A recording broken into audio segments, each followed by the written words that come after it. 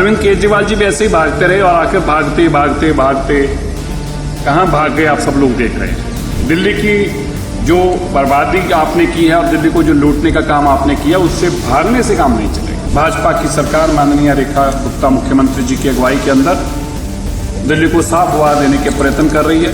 हमारा एक दिल्ली से जो वादा था मोदी जी ने किया था विकसित दिल्ली का, और माननीय रेखा गुप्ता जी की अगुवाई के अंदर हम उसको पूरा करने के लिए, संकल्प को पूरा करने के लिए रात दिन काम करेंगे। मेरी शुभकामनाएं हैं अरविंद केजरीवाल जी को।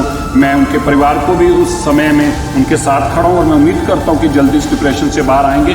तो अरविंद केजरीवाल जी को रिहेबिलिटेशन के लिए पंजाब ले जाया गया है, पर मुझे इस बात का तो जरूर दुख है कि पंजाब के जो रिसोर्सेज को उजाड़ा जा रहा है। पर मेरी सिंपैथी अरविंद केजरीवाल जी के साथ, तो इस नशा सत्ता के नशे से जो बाहर निकले हैं, उस डिप्रेशन से बाहर किसी आ सकें।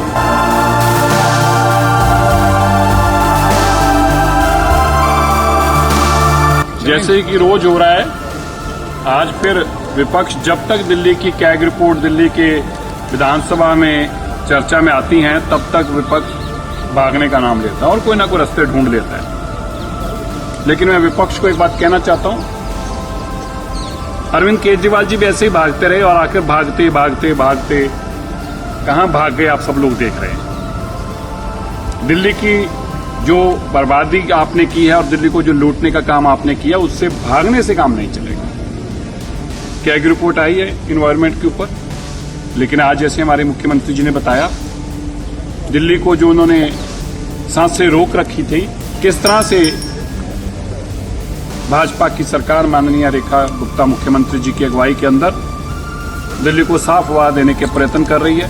लगातार हमारे यत्नशील हैं हम, और हम ऐसे ऐसे काम कर रहे हैं जिससे पब्लिक ट्रांसपोर्ट सिस्टम को बढ़ाया जा सके, इलेक्ट्रिकल व्हीकल्स की गिनती को बढ़ाया जा सके, ईवी चार्जिंग स्टेशन बढ़ाए सकें ताकि उसको ज़्यादा से ज़्यादा प्रमोट किया जा सके।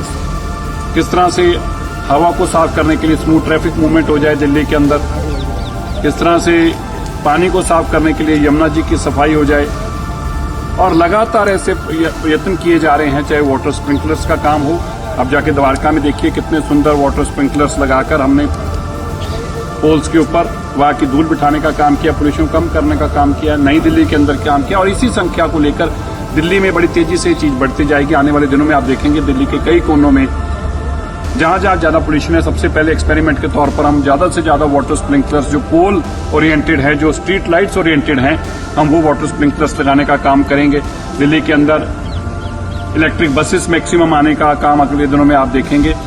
ये हमारा एक दिल्ली से जो वादा था मोदी जी ने किया था विकसित दिल्ली का, और माननीय रेखा गुप्ता जी की अगुवाई के अंदर हम उसको पूरा करने के लिए, संकल्प को पूरा करने के लिए रात दिन काम करेंगे। पक्ष अभी भी जिम्मेवाराना कोई अपना रवैया नहीं दिखा रहा, बल्कि अपनी कतवाइयों से तो उसने कुछ नहीं सीखा। जो उन्होंने गड़बड़ियां की हैं वो कैग में रोज सामने आती हैं, बजाय उसके कि उससे आगे समझ पाएं। अभी भी वो अरविंद केजरीवाल जी जो सत्ता के नशे से बाहर नहीं आ पा रहे, उनको डिप्रेशन हुआ पड़ा है। सुनने में आया कि उनको डॉक्टरों ने एडवाइस किया है कि उनको कोई ना कोई ऐसी जगह पे ले जाए जहां पे उनको सत्ता का थोड़ा सा नशा दिखाई दे, ताकि इस डिप्रेशन में से बाहर आ सके।